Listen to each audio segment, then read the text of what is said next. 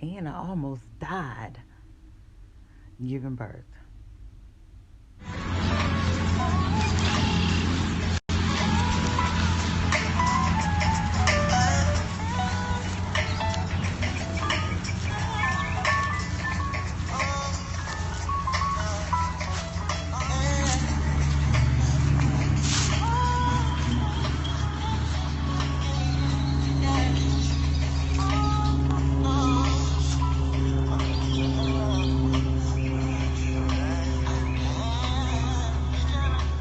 So, don't mind how I look. I don't have contacts on, hair not done, or nothing. And I sound like a man.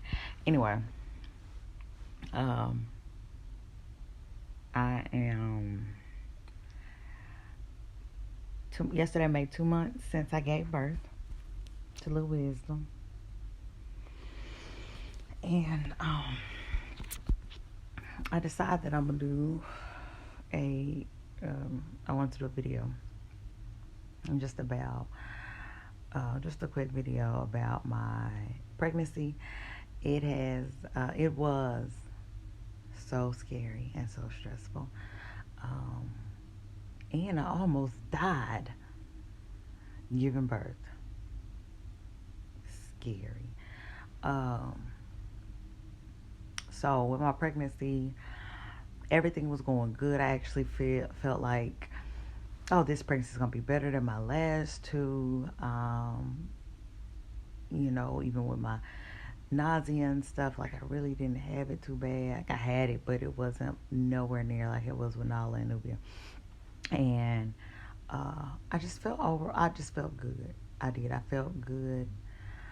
Um, and then I went and I had an accident and I went to the doctors to be checked and found out that I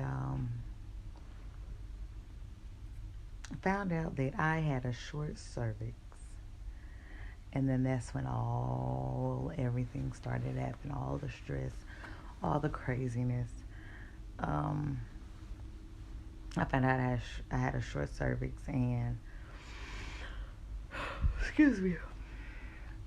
And for those that don't know, so your cervix obviously is the opening where the baby comes out of it. And I think if I'm correct, I want to say like a normal cervix is like 4 inches long, maybe 5 inches. I'm not sure. I think it's about 4 inches long. And when they first checked my cervix was a little under 2 inches. So I had to go to a specialist, all that, and then here come Nubia. What, mama? Then I go to the specialist, and I'm put on bed rest. Boom, there we go. Put on bed rest because your cervix is short. That means it can come open very easily. You go into premature labor. So I'm placed on bed rest to prevent me from going to labor. I get my OBGYN sends me over to a specialist. What, Nubia? Go pee pee, mama. Go, go, go. Go to your bathroom. So, I go see a specialist. I'm seeing a specialist like every 2 weeks, I think. And they're just monitoring the cervix just to make sure it's not opening up, it's not getting any shorter, so on and so forth, as well as monitoring my placenta, because I've had what they call endometrial ablation. I have endometriosis, so they scrape the wall. Where they go in, they scrape the wall of your uterus. Da da da. They're supposed to tie your tubes or remove them whenever you have that done, because it can cause issues with your placenta attaching to the uterus during pregnancy. It can a lot of times cause your placenta to embed into your uterus, into your uterine wall, which means it's called placenta accreta. And so basically it'll get they can't pull it out. So they end up having to pull out your whole uterus, basically give you a hysterectomy. So they was monitoring that as well, and I did have a few thin spots that they told me they were concerned about. So all that stuff is being monitored. I'm on bed rest, but I'm still trying to go to work anyway, or a moderate bed rest, whatever you want to call it. Like I couldn't, like my doctor allowed me to go to work as long as I was sitting all day, and basically that was really it because I got to make that money. So basically kind of on bed rest, but I was allowed to work, but I couldn't vacuum. I couldn't clean. I couldn't vacuum. I couldn't sweep. I couldn't mop. I couldn't stand up for a long period of time. I couldn't walk for a long period of time. So on and so forth. So one day I go into an appointment. I'm 23 weeks. I go into an appointment. I had some slight spotting. Like when I got there, I started spotting. I was like, what the hell? And then they do the ultrasound, the vaginal ultrasound, and boom, my cervix is opening up, and there is fluid or something going down into the cervix. They can see it funneling or whatever is what the doctor said. So I'm immediately sent over to labor and delivery, and the doctor's like, we're probably going to prepare you to deliver at 23 weeks. And I am freaking out. I'm crying. I am stressed.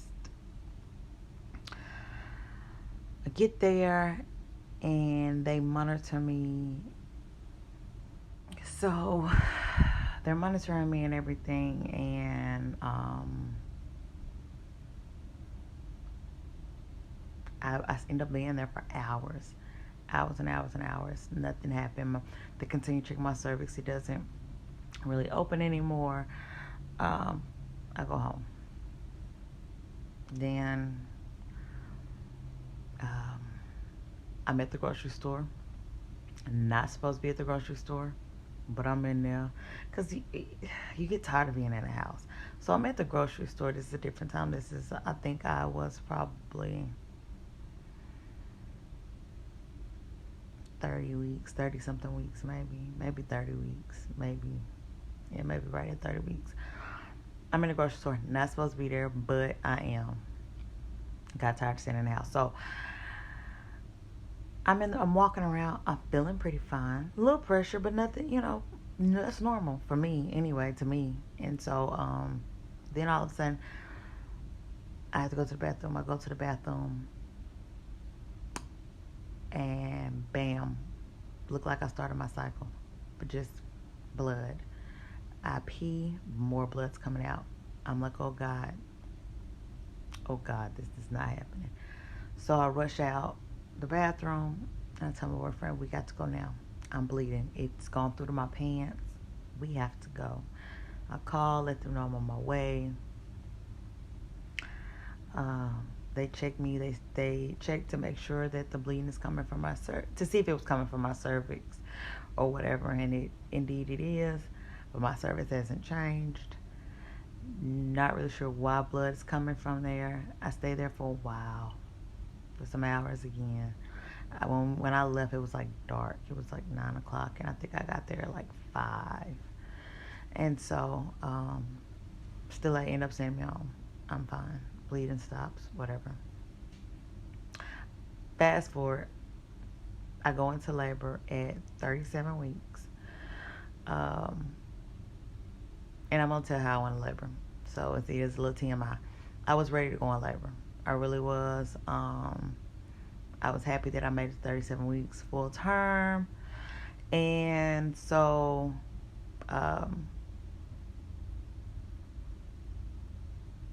and I'd been released to have intercourse as well, because I was also on pelvic rest. So that means no intercourse, nothing going inside of there at all. So I gotten released for intercourse since I made it to 37 weeks. So it's like, okay, you've been, if you go in labor now, you're fine. The baby's fine. The baby's developed. So I'm like, so yeah. So end up doing it. And and afterwards, let's see, it's probably now about 1 a.m. We're up watching 85 South Show and eating, and I start hurting, and I'm like, okay, either I'm just cramping or I am having some light contractions. I just need some water. Let me lay on my left side. And so I'm laying there, and I'm like, 1:30 comes, and I'm still hurting. It's a little more intense. So I decide to go ahead and just start timing. And my boyfriend's like, please don't be in labor. I'm not ready. And I'm like, I'm not either. And um, so we're timing, or I'm timing them, and they're pretty consistent. They're about 5 minutes apart, 4 or 5 minutes apart. And then 2 o'clock comes. They're like 3 to 4 minutes apart, maybe. So, I'm like, man, this is getting a little more intense. Oh my goodness. So I'm like, let me go in here and just, we just had sex, so let me go in here and just clean her up, get myself cleaned back up again. Just to be on the safe side, just to, be on the safe side. So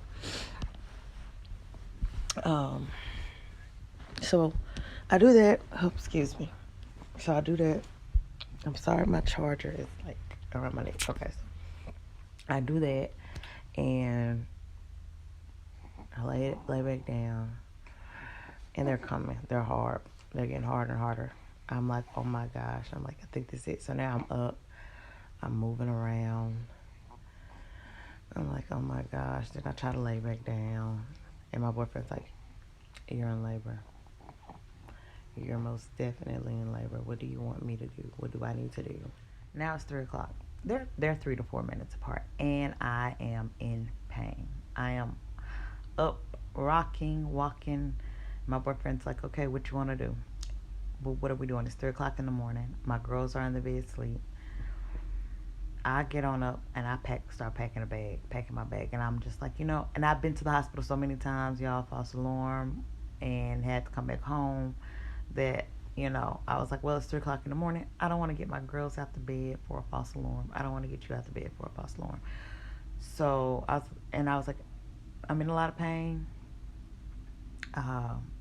These are for sure contractions. I knew that something was happening, and I was only dilated like 1 centimeter at my visit that I had on that Tuesday, and I went in labor on, what day was she born, Lord? The 29th. I want to say that was a Saturday when I gave birth. I could be wrong, y'all.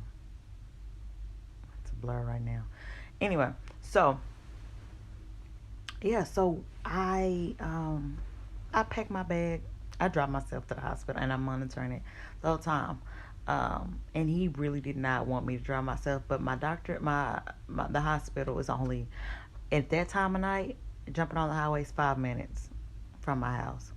5 minutes. And that's with my emergency lights being on and me, like, gunning it. 5 minutes. It didn't take any time for me to get there. Well, it wouldn't have, but I was having contractions. So every time I had a contraction, I would slow down on the road. And when I was on the road and I was still monitoring, they were actually right at 3 minutes apart. And they were coming every 3 minutes. And then it took me forever to walk up into the labor and delivery. Oh my God, from parking the car. Crazy. So I get in there. They check they put me on. And she's like, oh yeah, you're having contractions. And they're pretty consistent. And then she's like, let's go ahead and check your cervix. Check my cervix. I went from that Tuesday to 3 centimeters. I was 3 centimeters dilated. I said, oh, yeah. And she was like, we're going to monitor you for another hour, and then we'll check your cervix again. And we'll contact your doctor, who was actually on call. My doctor was there. So I called my boyfriend after the nurse leaves out, and I let him know what they said. And he was like, yeah, you're in labor. I was like, yeah, I'm pretty sure I am. And then he was do you want me to what do you want me to do? Nothing. The girls still let them sleep. You're normally in labor, you're in labor for hours. So it's 3, I made it to the hospital like 3:30 maybe. So let the girls sleep, let them rest. You get some sleep, because it's probably gonna be we're gonna be up for a long time anyway, given me being in labor. So they come back an hour later, check my cervix again, and y'all, let me tell y'all this. I didn't tell them that I had sex, and so even though he probably wouldn't have cared, I just was too embarrassed to be like, sex put me in labor. But when they were doing my cervical check, they went through 3 nurses. Oh my gosh, I was so tender that they couldn't check my cervix. I was so tender. Oh, and so I'm like, I've had a crap ton of cervical checks. Like, this is ridiculous that it's hurting me so bad that they're not able to check my cervix. So they finally a nurse came in, like the 3rd or 4th nurse came in, and she did it. Everybody else was just like jamming their hand up in there, and she came in just as gentle, with the gentle touch, and she checked me, and she said, you're 4 centimeters. This is the second check. So you're 4 centimeters with the bloody show. So you're staying. You're in labor. And I'm like, all right. So it's official. I've gotten the, I kind of already knew it. We suspected it, but now they've confirmed it. So I call them, I let them know it's been confirmed. So just so you know. And he was like, okay, so go ahead, go back to sleep, get you some more rest. The girls, I told them what to get for them, because I had bags packed for them, but I had so many false alarms. I was like, forget it. Nothing was packed anymore. And so, yeah. Then shit got scary, and I had to because I started having issues while I was in labor, with my heart rate dropping, me fading out, my blood pressure dropping. I almost died. Okay, so I'm back. Had to go ahead and get things going for my day. Anyway, so where I left off was I almost died. So I'm just sitting parked, so waiting on my mom. So I tell them, once they tell me that I'm staying, that they're admitting me, that I'm in active labor. My daughter's in the background and the back seat acting up. Wait a minute, mama. Wait a minute. And so she's ready to drink her soda, and she's ready for my mom to get here. So she's upset. Okay, Nubia, I'm gonna give you something in a second. And so after they told me that they were keeping me, that I was in active labor, they asked me if I was going to do epidural. I told them, yes, let's go ahead. Let's do this epidural. Let's just go ahead and do it. Or go ahead and put the order in for it, basically. So they put the order in. My boyfriend hadn't made it yet. My boyfriend actually didn't make it until almost noon. Having to get the girls up, get them ready, get their stuff packed, get them to my mom's and all that stuff. And then he ran to the store and bought baby stuff, because I was in denial about me having a girl. I wanted a boy, but I had a girl, and so I didn't buy anything really, thinking like, maybe it'll be a boy. I don't know. Anyway, he went and bought baby stuff too. So they come in, they put the epidural in. Normally you have your partner there and they hold you to make sure that you don't move, but I didn't have that. So from there, they put the epidural in my back. And then they put the medicine through, that it goes right into your spine. They give you a drip too, but they went on and got medicine going to go ahead and knock the pain out so I could be numb from the waist down. Well, when they did that, my blood pressure plummeted, bottomed out. My heart rate was bottoming out. and I was blacking, or I blacked out. I blacked out. I just remember. I remember.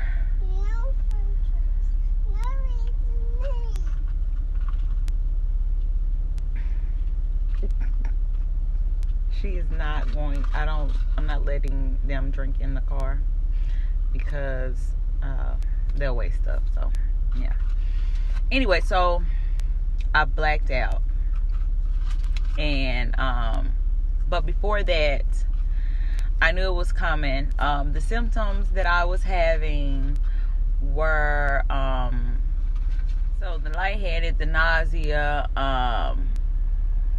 and just feeling. I mean, you just feel really weak, like you feel like you're fading. I felt like I was fading out, and I remember she literally, when the video wasn't going, she wasn't saying anything.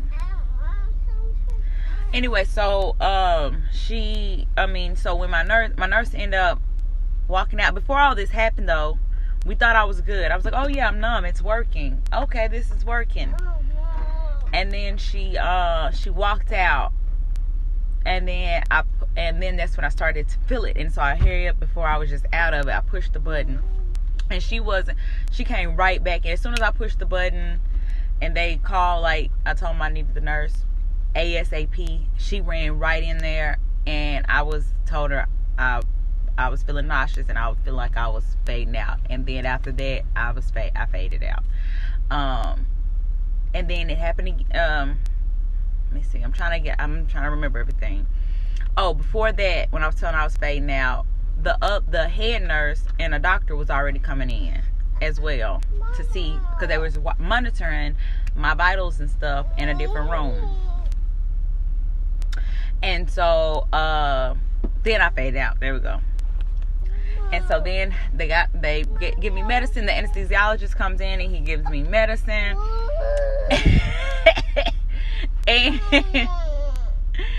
and it brings me back, boom. But then after that, probably 15 minutes later, I went back out again. I started going back out again. And so that happened a total of 3 times, and I was scared. By the 3rd time, I was like, man, I'm going to die in the hospital alone. I'm going to die in the hospital alone. And so it happened a 3rd time, but they got everything going. Why I won't Nubia what? Why I won't what? Because I already told you that you're going to wait till Mimi get here, because you're not drinking in the car and you need a straw. So, as I was saying, after the 3rd time, I was good to go, but my epidural did not work anymore. So I started being able to feel everything, and yeah. But I think I did very well. My boyfriend he actually made it the 3rd time that I was fading out, because are you upsetting her? Leave Wisdom alone. Give her a binky. And so my mom, I had called and told him what was going on. So my boyfriend had made it by the 3rd time, but he wasn't in the room. He was trying to get up the elevator. So like right after I was coming to and a little more alert, he walked in, and I didn't have any more problems other than just being able to feel everything. My epidural not working anymore, but I did good. Everything after that was smooth sailing. Wisdom was born at 6:19.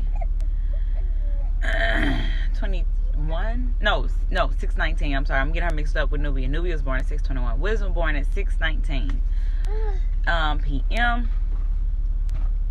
So I've been in labor from maybe 1 a.m. to 6 p.m. And she's good. She's healthy. I got my tubes removed. Let me go back. Right after she was born, I hemorrhaged. Right after she came out, I started hemorrhaging and lost a decent amount of blood. But and the doctor said they put medicine inside of me. They gave me like 2 injections in my hip, my butt cheek, or whatever.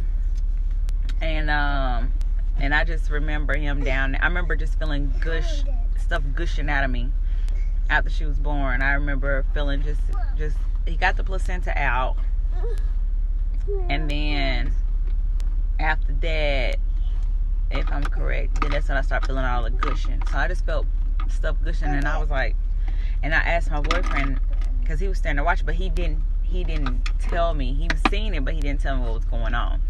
And I looked at him and I said, am I bleeding? And he said, I said, is it a lot? And he said, and I got scared, and I was like starting to cry, and he was like, it's gonna be okay, you're fine. I don't know. My doctor, I had a great doctor. Dr. Barber's a great doctor. He worked very fast and took care of me, and I'm great. 3 weeks after giving birth, I had my tubes removed, so no more children. So now I just have 3 girls that I gave birth to, and my boyfriend has 2 beautiful sons. So those are my sons. So those are my boys. This I didn't get to give birth to any, but that's okay, because I still have boys. So total 5 children.